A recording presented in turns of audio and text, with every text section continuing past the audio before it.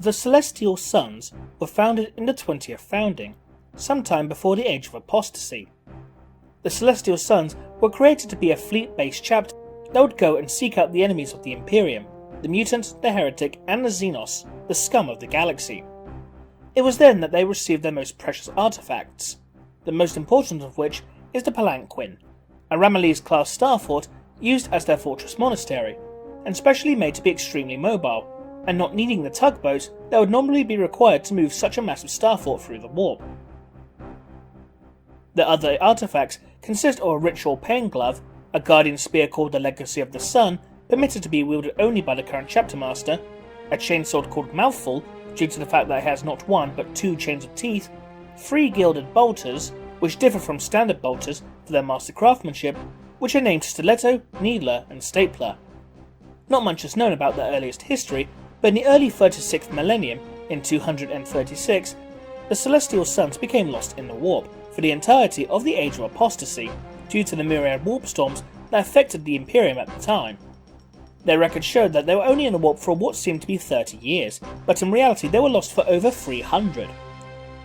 Whether they were lost for 30 or 300, the Celestial Suns came back to a completely different Imperium than the one they once knew.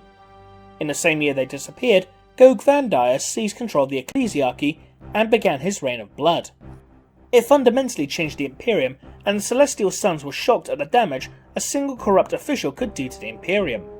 In light of this realization of the damage even one unaugmented human could do, the Celestial Suns reformed their chapter into an organization that much resembled the Iron Hands.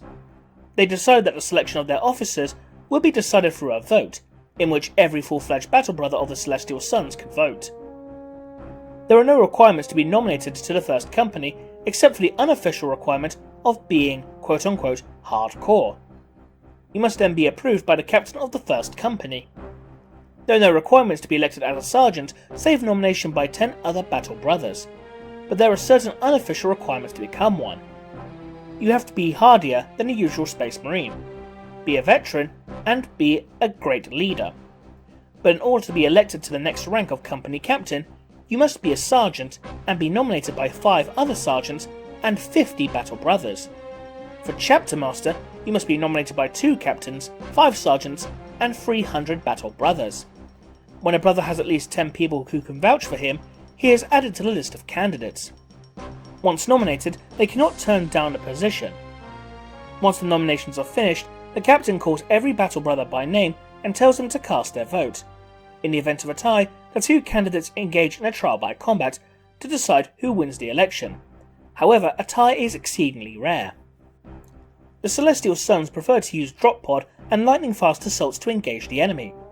They are as effective at clearing spacecraft as they are at clearing bunkers, and are true Sons of Dawn, although they are more mobile and less focused on defensive action. The Celestial Suns, however, can still defend a position as skillfully as they can overrun one. They tend to engage the enemy at mid to close range, and have a great working relationship with the Imperial Navy with their prowess in boarding actions. They also tend to be on friendly terms with the merchant families, occasionally guarding their ships, and also retain links to their fellow successor chapters and the Imperial Fists themselves.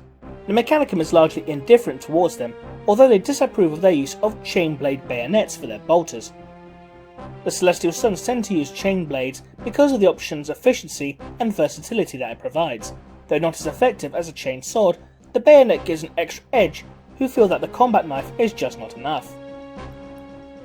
They have some issues with the Adeptus Arbites though, because the Celestial Suns view them as oppressing the people of the Imperium, and they think that the Arbites pick and choose how, when, and what laws to enforce. They respect the rule of the law, but when the law is impossible to enforce because of how contradictory it is, they think that it's not worth enforcing. The Celestial Suns mostly follow the Codex Astartes. They have 10 companies of 100 Marines each, but their 10th company is not made out of scouts. Instead, their scouts are deployed as attachments to the regular company, much like the Space Wolves. This is for 2 reasons: to give the scouts more experience, and to give the chapter an extra company. There are about 10 scouts deployed to each company, and the most promising recruits are assigned to the first company.